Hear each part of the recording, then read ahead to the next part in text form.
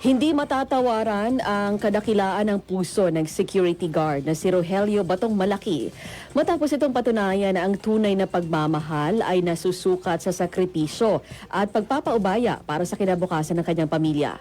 Sa loob ng mahabang panahon, isinentabi muna ni Batong Malaki ang sariling pangarap para makapagtapos ng kolehiyo upang bigyang daan ng kanyang mga mahal sa buhay.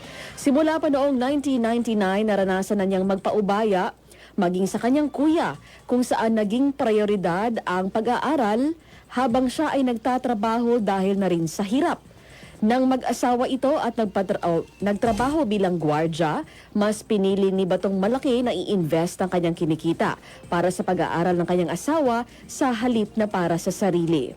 Sa loob ng 4 na taon, ang kanyang sahod ay nagsilbing pundasyon upang makapagtapos ang kanyang kabiyak noong taong 2017.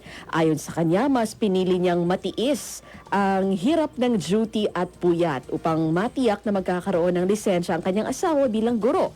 Sa paniniwalang ang tagumpay ng isa ay tagumpay na ang buong pamilya. Lalo pang naging kahanga-hanga ang kanyang dedikasyon nang sabay na pumasok sa kolehiyo si Batong Malaki at ang kanyang 2 anak. Bagamat 3 silang sabay-sabay na kumukuha ng kurso, hindi ito naging hadlang upang panghinaan siya ng loob.